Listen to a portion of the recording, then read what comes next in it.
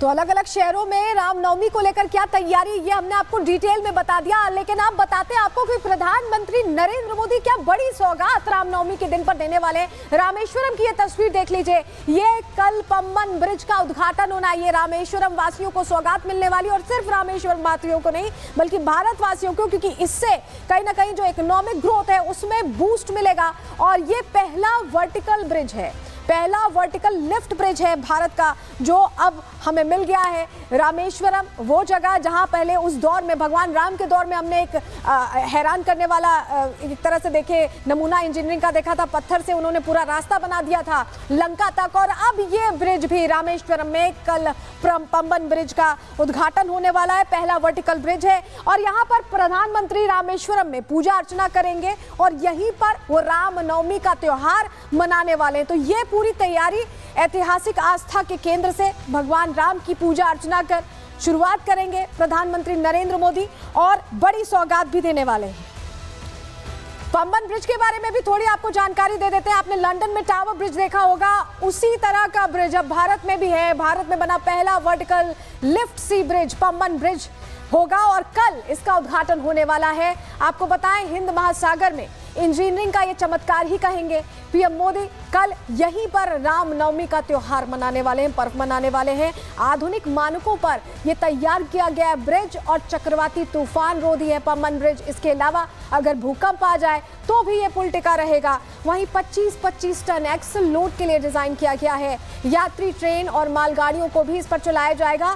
Bridge से ज्यादा गतिविधियों को, आर्थिक गतिविधियों को बढ़ावा मिलेगा और इसी पर फोकस यहां होता दिखाई दे रहा है। तो इसको लेकर तैयारी पूरी है। कल रामनवमी पर किस तरह की तस्वीरें आती हैं उस पर भी हमारी नजर रहेगी, हम आपको दिखाएंगे वो तस्वीरें। लेकिन आगे बढ़ रहे हैं, अगली खबर का रुख कर रहे हैं और अब बात वक्फ बिल की करने वाले हैं जो दोनों सदनों से पास हो गया है। लेकिन विरोधियों के अंदर इस बिल के पास होने के बाद खलबली मची हुई है, हंगामा मचा हुआ है। उन्हें समझ नहीं आ रहा कि अब क्या करें, क्योंकि जब बात करने का मौका दिया तो वॉकआउट का सीजन चल रहा था। जेपीसी से वॉकआउट, सदन से वॉकआउट, बीएससी से वॉकआउट, हर जगह से वॉकआउट। और अब जब बिल पास हो गया है तो उन्हें टेंशन हो गई है। टेंशन इस बात की कि अब वो कैसे बताएंगे कि वो मुस्लिमों के सच्चे रहनुमा हैं। और यही वजह है कि इन्होंने नया पैतरा आजमाने की कोशिश की है, ये बताने के लिए कि उन्हें अभी भी चिंता है। उन्होंने कोर्ट का रुख किया है, लेकिन पहली बार नहीं किया, पहले भी कोर्ट का रुख करते रहे।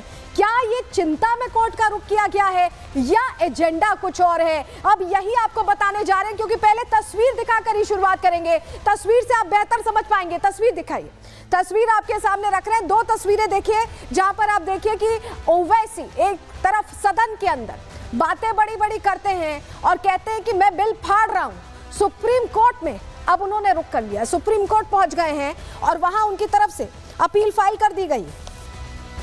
ये दो तस्वीरें आपके लिए देखना इसलिए जरूरी है क्योंकि सुप्रीम कोर्ट में सिर्फ ओवैसी नहीं और भी चेहरे हैं जिन्होंने अपील की है।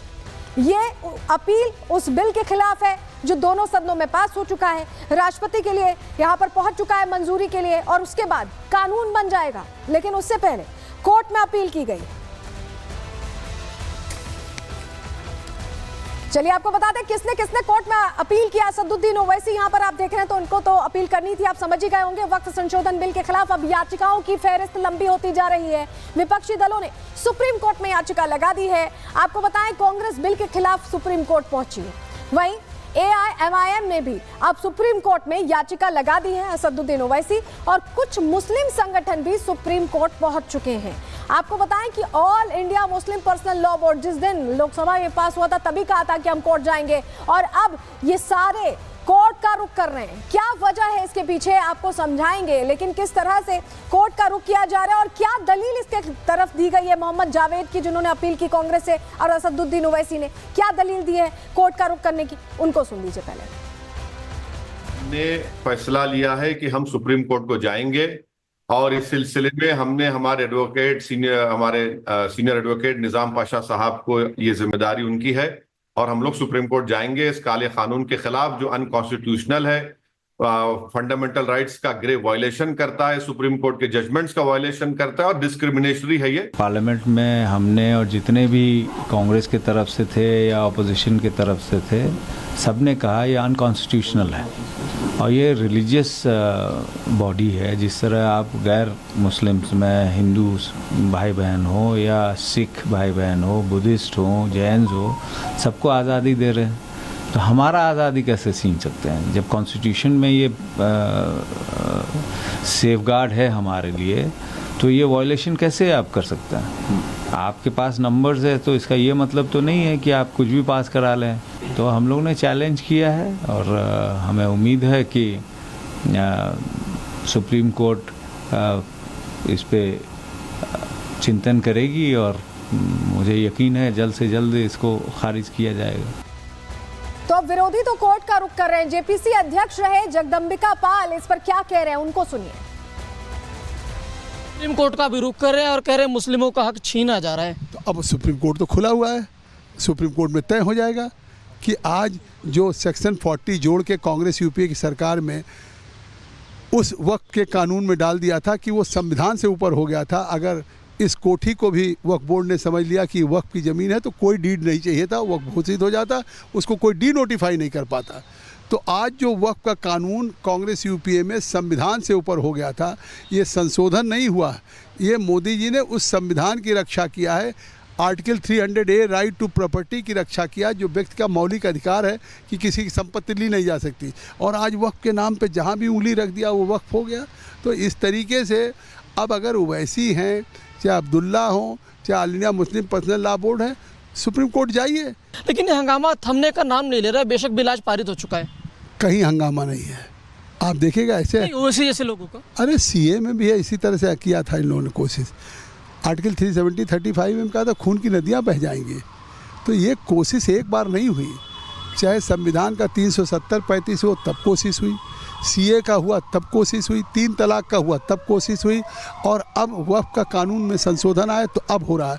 लेकिन जैसे उसका सुखद उन तीनों कानूनों का परिणाम हुआ, ऐसे इसका सुखद परिणाम देश को मिलेगा। तो जगदम्बिका पाल तो विश्वास जाहिर कर रहे हैं कि कुछ बदलने नहीं वाला है, सही परिणाम भी मिलेगा कोर्ट से। लेकिन कोर्ट में पहुंचने के बाद अब आगे क्या होगा, आपको समझाते हैं।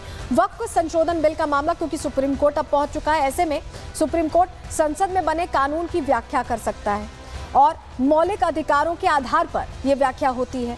आप समझिए, मौलिक अधिकारों के उल्लंघन पर ही सुप्रीम कोर्ट फैसला ले सकता है। सुप्रीम कोर्ट तय करेगा कि संवैधानिक अधिकारों का हनन हुआ भी है या नहीं हुआ है। अगर रोक लगी तो सरकार के पास संविधान संशोधन का रास्ता होगा।